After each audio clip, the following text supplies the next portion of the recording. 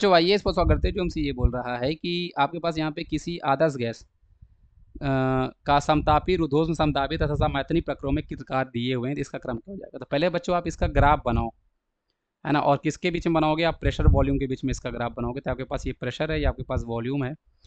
ये आपका ग्राफ जो होगा बच्चों, ये आपके पास समदाबी बनने वाला है। ये आपके पास समदाबीय बनेगा, है ना, क्योंकि इसमें आपके पास प्रेशर कांस्टेंट है। और ये जो आपके पास हमारे पास ग्राफ बनेगा बच्चों, ये आपके पास समतापी बन जाएगा। ये आपके पास हमारे पास जो बनेगा बच्चों, ये आपके पास समतापी बन जाएगा। समतापी आपके पास हमारे पास बन जाएगा। तो ये दोनों चीज़ तो सॉर्टेड हो गई। अब आपके पास यहाँ पे दो ग्राफ और आपके पास ऐसे बनते हैं। अब आपको इसमें पहचानना पड़ेगा कि इसमें कौन सा, सॉरी समतापी मैं बोल रहा हूँ, सम आयतनिक है ना बच्चों। ये सम आयतनिक आपके पास है, सम आयतनिक है, सम आयतनिक है, क्योंकि आयतन आपका यहाँ पे बच्चों कांस्टेंट है।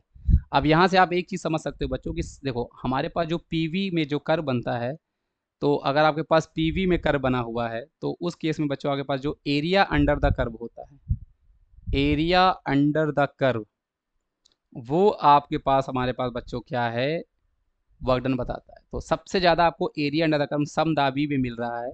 तो उसने क्वेश्चन में समदाबी को क्या बोला है बच्चों, देखो उसने समतापी को W1 बोला है, और रुद्धोष्म को उसने W2 बोला है, और समदाबी को उसने हमसे W3 बोला है, और समआयतनिक को उसने W4 बोला है। तो सबसे ज़्यादा आपके पास बच्चों समदाबी मतलब W3 होगा, और सबसे कम बच्चों आपके पास W4 होगा। क्यों? क्योंकि समआयतनिक में वर्क डन आपका 0 हो जाएगा। तो W4 सबसे कम और W3 सबसे ज़्यादा।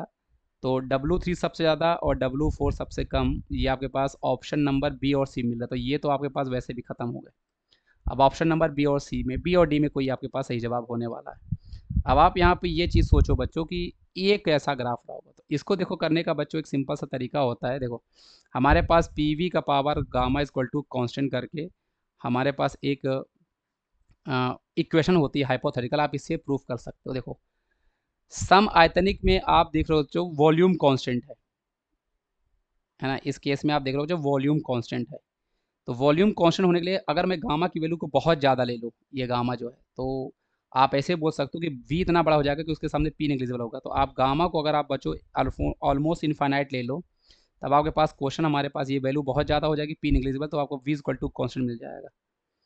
और वैसे ही बच्चों अगर मैं गामा की वैल्यू को अगर मैं 0 ले लूँ, तो v का पावर 0 0 हो जाएगा। तो आपके पास यहाँ पे बच्चों p कांस्टेंट मिलेगा। तो ये चीज़ आपको ये बताती है कि ये आपके पास समदाबी है।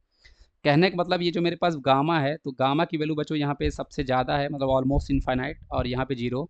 तो इधर जाने पे आपके पास गामा की वैल्यू कम हो रही है। तो अब आपको यही ध्यान, अब आपके पास जो रुद्धोष्म प्रक्रम होता है बच्चों, P V equal to gamma आपके पास कांस्टेंट। तो आपके पास जो रुद्धोष्म प्रक्रम होता है, आपके पास जो हमारे पास रुद्धोष्म प्रक्रम होता है बच्चों, रुद्धोष्म, उसमें गामा की वैल्यू 1.2 से 1.4 होती है।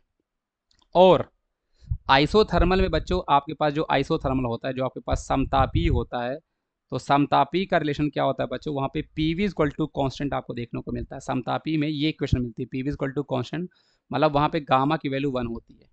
तो इधर जाने पे वैल्यू आपके पास कम हो रही है, मतलब ये आपके पास गामा 1 रहा होगा, यहाँ पे आपके पास गामा 1.2 टू 1.4 रहा होगा। मतलब ये वाला जो ग्राफ है वो आपका रहा होगा समतापी, मतलब ये आपका समतापी वाला है, ये आपका समतापी हमारे पास है।